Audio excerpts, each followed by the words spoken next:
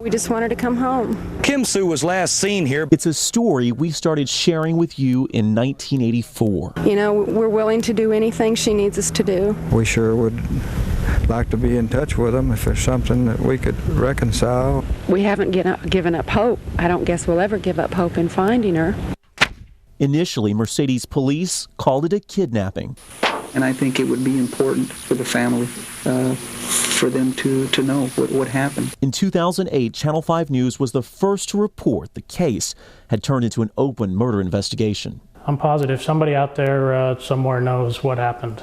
Darren Scourge is Kim's younger brother. Everybody'd like to know what happened, and everybody would like to find closure with it and figure out exactly what happened that day and what happened to Kim and where she is now and what the final outcome of her life that day was. Darren was just 16 when she vanished. Just don't think it was a random act to stop at a gin that's in the off season and look for someone to kidnap.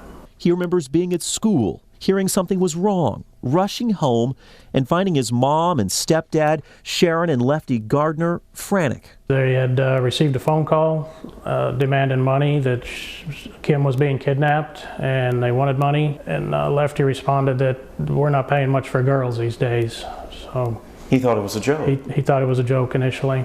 When they couldn't find Kim at the cotton gin, the family panicked and called police. Officers never found signs of a struggle. This is the Cotton Gin in Mercedes, Texas, where Kim worked as a bookkeeper. Back in 1985, an eyewitness told a national TV audience what he saw. As I drove by, I saw Kim standing next to her car talking to two men. I didn't get that good of a glimpse at them.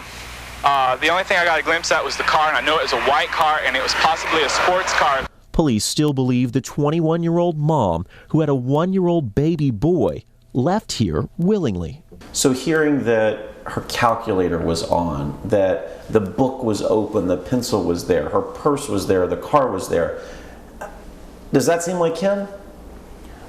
It doesn't seem like her to just disappear from that. I don't believe she would have just walked off from that situation. And left all her stuff. Leaving the gin unlocked and all of her stuff there. Whatever happened here 26 years ago happened fast. A customer says he came around 4:30 that day and parked his truck here on this scale outside the office. Kim was inside. She helped him weigh his produce. He came back 30 minutes later with another load, and she was gone. Originally, it was not treated as a crime scene, and we could have possibly lost some crucial evidence during those initial times there. Jaime Vasquez is retired from the Mercedes Police Department. He spent 10 years investigating Kim's case. You know, we see these shows on television, the 48 hours. You know, there's a lot of truth to that.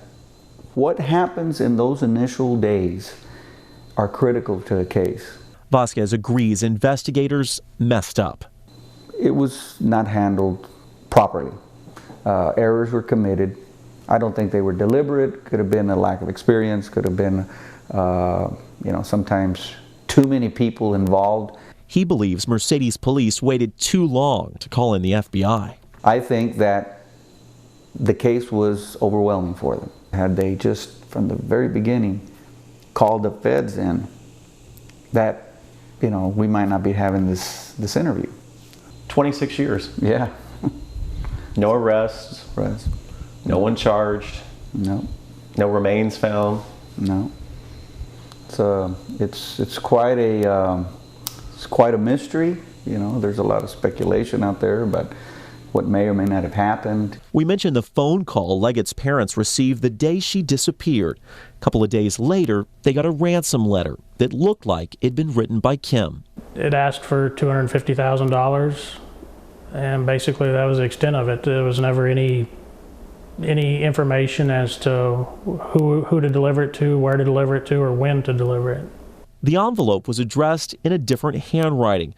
Authorities hope to track DNA from the saliva used to seal the envelope. Both me and my mother were requested to admit to a DNA swab test, yes.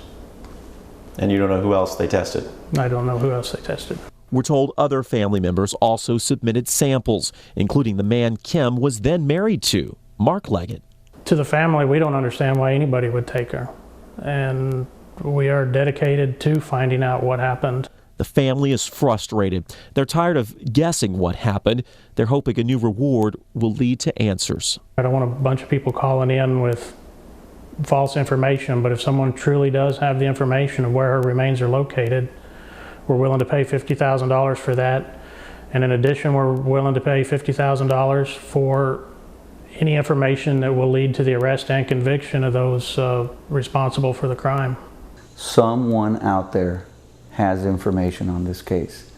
It could bring an arrest, it could bring remains, it could bring a final explanation. Somebody out there knows.